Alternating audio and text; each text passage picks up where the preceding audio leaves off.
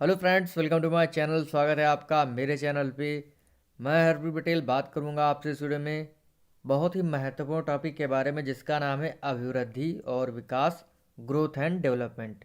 ये ऐसा टॉपिक है जिससे एग्जाम में 1 या 2 नंबर के प्रश्न हमेशा पूछे जाते हैं। तो इसको पढ़ेंगे हम लोग आज। अगर आप चैनल पर नए हैं तो चैनल सब्सक्राइब कर लीजिएगा, बेल आइकन दबा दीजिएगा, जिससे कि आपको नई वीडियोज़ की नोटिफिकेशन समय से मिलती रहे। देखिए, पीडीएफ लेने के लिए टेलीग्राम ग्रुप से जुड़ जाएगा। आपको डिस्क्रिप्शन में जो है टेलीग्राम ग्रुप का लिंक दे दिया जाएगा, तो आप उससे जुड़ जाइएगा, आपको ये पीडीएफ मिल जाएगी। अगर आप चैनल पर नए हैं तो चैनल सब्सक्राइब कर लीजिएगा, बेल आइकन दबा दीजिएगा, जिससे कि आपको नई वीडियोस की नोटिफिकेशन समय से मिलते रहे। तो शुरू करते हैं आज का टॉपिक, अभिवृद्धि और विकास। देखिए, ग्रोथ और डेवलपमेंट को समझने के लिए हम लोग अंतर करके पढ़ेंगे, तो आसानी से समझ जाएंगे कि अभिवृद्धि क्या है और विकास क्या है। तो शुरू करते हैं। देखिए, अभिवृद्धि जो ग्रोथ है यह एक निश्चित समय के लिए होती है, लेकिन जो विकास है यह जीवन पर्यंत चलता है।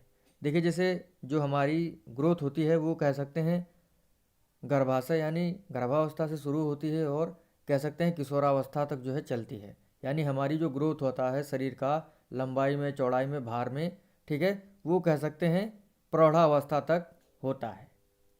ठीक है, गर्भावस्था से प्रौढ़ावस्था तक मान सकते हैं हम लोग। लेकिन जो विकास होता है वो जीवन पर्यंत चलता है। जैसे हमारा मानसिक विकास होता है, चारित्रिक विकास होता है, सामाजिक विकास होता है, ये जीवन पर्यंत चलता रहता है। ठीक है। अगला है, इसमें केवल शारीरिक पक्ष होता है। यानी जो ग्रोथ होता है वो केवल शारीरिक पक्ष होता है। ग्रोथ ऐसा चीज़ है जो हमें दिखाई देता है। जैसे हमारी लंबाई में चेंजमेंट हो रहा है, ठीक है, हमारी चौड़ाई में चेंजमेंट हो रहा है, शरीर के भार में चेंजमेंट हो रहा है। तो ग्रोथ जो होती है वो केवल शारीरिक पक्ष में दिखाई देती है। और डेवलपमेंट यानी विकास जो होता है ये सभी पक्षों में होता है, जैसे मानसिक, शारीरिक, संवेगात्मक और भावात्मक पक्ष। इन सभी पक्षों में जो है विकास होता है। जैसे मानसिक विकास होता है, जब आप छोटे होते हैं तो आप जो है ज़्यादा नहीं समझ पाते हैं, नहीं सोच पाते हैं, लेकिन जैसे जैसे आप बड़े होते हैं आपका मानसिक विकास हो जाता है और आप अच्छे से समझने लगते हैं। शारीरिक विकास, जैसे जब आप जन्म लेते हैं तो आपका शरीर इतना मजबूत नहीं होता है, लेकिन धीरे धीरे करके जब आप 12-13 साल के हो जाते हैं, 20-25 साल के हो जाते हैं, 30-40 साल के हो जाते हैं, तो आपका शरीर मजबूत हो जाता है। तो विकास जो है वो चलता रहता है। संवेगात्मक यानी इमोशंस में जो जो चेंजमेंट होता है, मतलब इमोशंस में हमेशा चेंजमेंट होता रहता है, हमेशा परिवर्तन होता रहता है, हमेशा विकास होता रहता है। भावात्मक वही बात है, कह सकते हैं संवेगात्मक और भावात्मक पक्ष बात एक ही होती है। तो मानसिक, शारीरिक, संवेगात्मक, चारित्रिक और सामाजिक पक्ष, इन सब में जो है विकास जीवन पर्यंत चलता रहता है। यानी विकास की जो प्रोसेस है वो जीवन पर्यंत चलती है। अगला पॉइंट है चौड़ाई, लंबाई और भार में वृद्धि जो होता है वो अभिवृद्धि कहलाता है। यानी आपके शरीर में, आपके शरीर की लंबाई, चौड़ाई और भार में वृद्धि जो होती है वो होती है अभिवृद्धि। यानी जब आप 1 साल के थे तो आपकी लंबाई थी 1 फुट, लेकिन जब आप 4 साल के हुए तो आपकी लंबाई में परिवर्तन हो गया, कितना, 3 फुट, यानी 2 फुट आप लंबे हो गए। ठीक है। तो इसी प्रकार से लंबाई, चौड़ाई, भार में परिवर्तन होता है। मान लीजिए जब आप 2 वर्ष के थे तो आप 10 kg के थे, लेकिन जब आप 8 साल के हुए तो आप 20 kg के हो गए। यानी कह सकते हैं लंबाई, चौड़ाई और भार में जो वृद्धि होती रहती है वो होती है अभिवृद्धि। और ग्रोथ जो होती है वो प्रौढ़ावस्था तक ही चलती है। माना जाता है प्रौढ़ावस्था, वैसे जो कह सकते हैं किशोरावस्था तक जो है ग्रोथ होती है हमारे शरीर की, फिर तो बंद हो जाती है। ठीक है। तो लंबाई, चौड़ाई और भार में वृद्धि जो होता है ये कहलाती है अभिवृद्धि। परिपक्वता प्राप्त करना ही विकास कहलाता है, यानी मजबूती प्राप्त करना। परिपक्वता प्राप्त करना ही विकास होता है, यानी पर निर्भरता से परिपक्वता की अवस्था में आ जाना डेवलपमेंट होता है। यानी जब आप जन्म लेते हैं तो आप पर निर्भर होते हैं, लेकिन धीरे धीरे करके जब आप बड़े हो जाते हैं तो आप परिपक्व हो जाते हैं। ठीक है। तो परिपक्वता प्राप्त करना ही क्या होता है, विकास। यह संख्यात्मक होता है। देखिए, हमारे शरीर में लंबाई, चौड़ाई, भार में जो चेंज होता है हम उसे गिन सकते हैं, तो ये है क्या, काउंटेबल, यानी संख्यात्मक है। और जो आपका विकास होता है ये संख्यात्मक और गुणात्मक दोनों होता है। ठीक है। गुणों में चेंज जो होता है, गुणों में जो विकास होता है, आपके चरित्र में विकास होता है, सामाजिक गुणों में विकास होता है, तो जो गुणात्मक होता है। व्याख्यात्मक यानी आपके मानसिक विकास में, यानी आईक्यू जो लेवल होता है वो मतलब आपने आईक्यू लेवल को जो है चेक कर सकते हैं, या आप जो है मनुष्य के आईक्यू लेवल को चेक कर सकते हैं। तो इसी वजह से जो विकास है वो संख्यात्मक और गुणात्मक दोनों होता है। अगला है यह संकुचित अर्थ वाली होती है, यानी जो ग्रोथ होती है वो संकुचित अर्थ होता है उसका, लेकिन जो विकास होता है वो व्यापक होता है। ठीक है, इस चीज़ को ध्यान रखिएगा। और जो वृद्धि होती है उसे मापा जा सकता है, जैसे मैंने अभी आपको बताया है। इसे मापा नहीं जा सकता है। ठीक है, जैसे आपकी हड्डियों को जो विकास होता है उसको हम माप नहीं सकते हैं, लेकिन जैसे हमारे शरीर में जो है लंबाई चौड़ाई भार में जो चेंजमेंट होता है उसे माप सकते हैं। तो वृद्धि को मापा जा सकता है, लेकिन विकास को मापा नहीं जा सकता है। अगला पॉइंट है, इसमें केवल बाहरी परिवर्तन शामिल होते हैं। जैसे आप देख रहे होंगे कि आपके सामने कोई छोटा सा बच्चा होता है, जब वो बड़ा होता है तो धीरे धीरे वो बड़ा हो जाता है। जैसे जब आपने किसी नवजात शिशु को देखा होगा तो छोटा सा होगा, उसका वज़न ज़्यादा नहीं होगा, उसकी लंबाई ज़्यादा नहीं होगी, लेकिन वो जब 10 साल का हो जाता है तो बहुत लंबा हो जाता है, उसका वज़न हो जाता है। तो जो वृद्धि होती है वो बाहरी परिवर्तन उसमें शामिल होते हैं, इसे हम देख सकते हैं। आंतरिक पक्ष यानी जो विकास होता है इसमें आंतरिक पक्ष शामिल होते हैं, जैसे मानसिक विकास है आपका, सामाजिक विकास है, ये तो सब आपके अंदर है, आपके अंदर बाहर दिखता तो है नहीं। ठीक है, तो विकास में जो है आंतरिक पक्ष शामिल होते हैं। तो आप समझ गए होंगे। अब कुछ लाइनें देख लेते हैं अवृद्धि और विकास पे। देखिए, अवृद्धि व्यक्ति के शरीर की लंबाई चौड़ाई और भार आदि में जो परिवर्तन प्रत्यक्ष रूप से दिखाई देता है वो होता है अवृद्धि। ये जो है एक निश्चित समय के लिए होती है, संख्यात्मक होती है, इसे मापा जा सकता है, और ये प्रत्यक्ष रूप से हमें दिखाई देती है। तो ये होता है आपका अवृद्धि। विकास क्या होता है? देखिए, परिपक्वता हासिल करना, यानी किसी चीज़ में परिपक्वता हासिल करना क्या होता है? विकास। जैसे शारीरिक, मानसिक, सामाजिक और बौद्धिक पक्ष में परिपक्वता हासिल करना क्या होता है? डेवलपमेंट होता है। अभिवृद्धि और विकास जो है एक दूसरे के पूरक होते हैं। देखिए, जब आपका जीवन प्रारंभ होता है और जब जीवन मतलब लास्ट स्टेज में होते हैं, देखिए जीवन के प्रारंभ में जो ग्रोथ होती है यानी अभिवृद्धि होती है वो क्या होती है? ज़्यादा होती है, और विकास जो है वो कम होता है, यानी आपका मानसिक विकास कम होता है। ठीक है, सामाजिक विकास, चारित्रिक विकास ये कम होता है। तो जीवन के प्रारंभ में जो है अभिवृद्धि ज़्यादा होती है और विकास कम होता है, लेकिन ये दोनों एक साथ चलते हैं। ठीक है, इसी प्रकार जीवन के लास्ट में यानी ग्रोथ जो होती है, आपकी जो ग्रोथ होती है, वृद्धि होती है, वो कम हो जाती है। ठीक है, यानी आप लंबाई में नहीं बढ़ते हैं, चौड़ाई में नहीं बढ़ते हैं।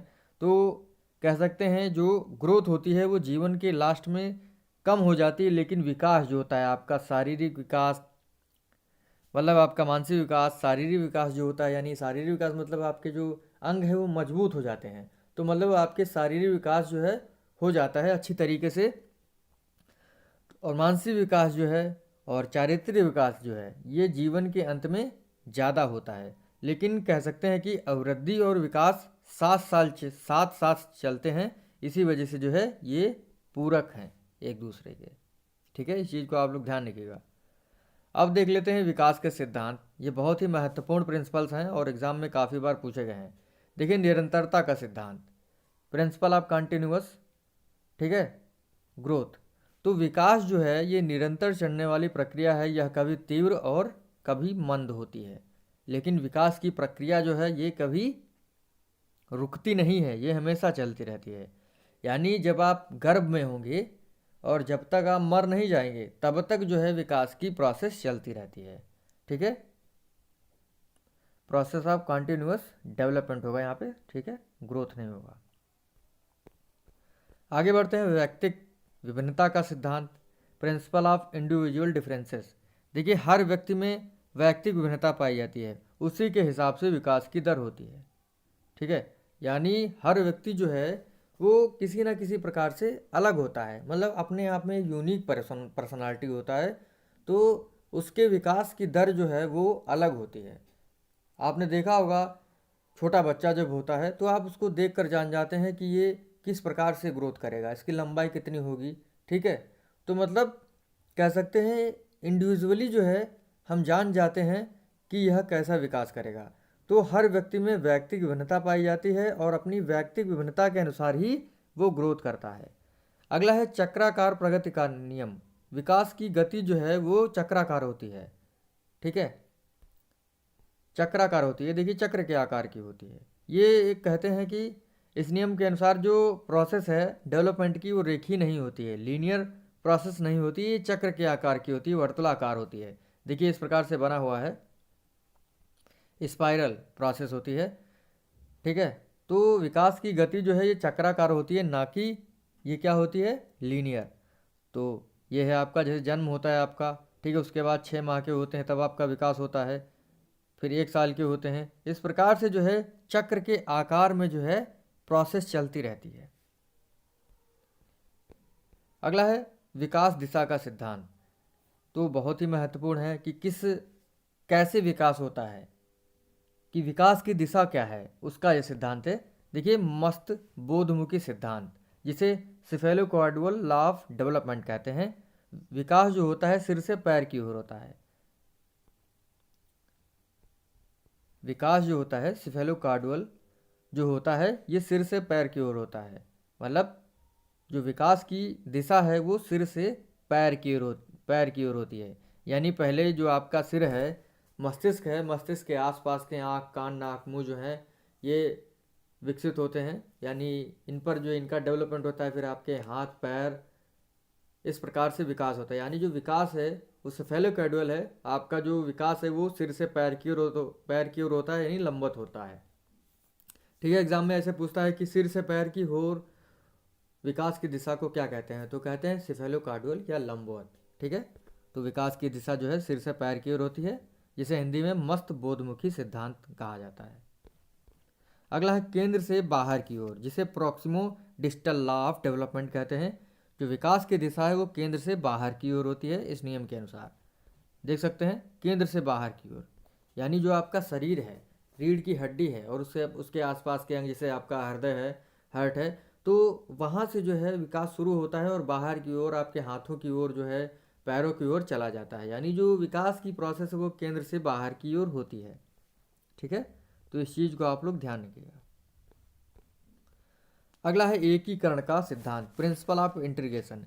इस सिद्धांत के अनुसार बालक पहले संपूर्ण अंग को और फिर अंगों के भागों को चलाना सीखता है। उसके बाद वह उन भागों में एकीकरण करना सीख लेता है। जैसे बालक पहले पूरे हाथ का उपयोग करता है, फिर उंगलियों का उपयोग करता है, बाद में हाथ के साथ साथ उंगलियों का उपयोग करना लगता है। यानी अंगों का उपयोग करता है वो, कभी हाथ का उपयोग करता है, कभी पैर का उपयोग करता है, ठीक है। लेकिन उनमें सब में क्या होता है, एक कह सकते हैं एकीकरण होता है, एक मेल होता है, एक मिलाप होता है कि कैसे किस अंग को चलाना है, ठीक है। तो एकीकरण का सिद्धांत क्या होता है कि बालक पहले संपूर्ण अंग को, फिर अंगों के भागों को चलाना सीखता है, और अंग, संपूर्ण अंग और भागों में जो कह सकते हैं मेल होता है चलाने का, वही होता है एकीकरण, ठीक है। इस चीज़ को आप लोग ध्यान रखिएगा। आगे बढ़ते हैं परस्पर संबंध का सिद्धांत, प्रिंसिपल ऑफ इंटर रिलेशन। इस सिद्धांत के अनुसार बालक के सामाजिक, चारित्रिक, शारीरिक, मानसिक और संवेगात्मक आदि पहलुओं के विकास में परस्पर संबंध होता है। बिल्कुल सही बात है। जैसे आपका अगर शारीरिक विकास नहीं होगा तो आपका मानसिक विकास नहीं हो सकता, ठीक है। मानसिक विकास नहीं होगा तो आपका सामाजिक, चारित्रिक और संवेगात्मक विकास नहीं हो सकता है सही से।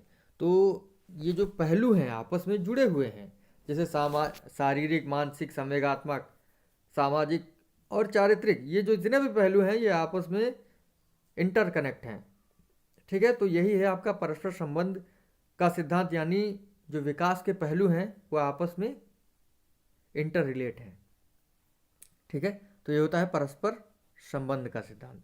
अगला है समान प्रतिमान का सिद्धांत। बालक या जानवर अपने प्रतिमान के हिसाब से विकास करते हैं, ठीक है, या कह सकते हैं ग्रोथ करते हैं, ठीक है। इस चीज़ को आप लोग ध्यान रखिएगा। जैसे एक जब कह सकते हैं मनुष्य का बच्चा जन्म लेता है, ठीक है, और एक जानवर का बच्चा जन्म लेता है, तो कह सकते हैं कि वो अपने प्रतिमान के हिसाब से ही विकास करता है या ग्रोथ करता है। इसमें इस चीज़ को जोड़ सकते हैं। तो समान प्रतिमान, प्रिंसिपल ऑफ यूनिफॉर्म पैटर्न, बालक या जानवर अपने प्रतिमान के हिसाब से ही विकास करता है या ग्रोथ करता है। जैसे जब मनुष्य का बच्चा जन्म लेता है, मान लीजिए 1 साल का होता है तो 1 फुट का होता है। जैसे मान लीजिए हाथी का बच्चा है, जब वो 1 साल का होता है तो काफ़ी ऊंचा हो जाता है। अब जब 1 साल का बच्चा जो है मनुष्य का ज़्यादा ज़्यादा 7-8 किलो का हो जाएगा, लेकिन जो 1 साल का हाथी का बच्चा होता है वो 2 कुंटल का हो जाता है। तो मतलब अपने प्रतिमान के हिसाब से जो है बालक या जानवर बढ़ते हैं।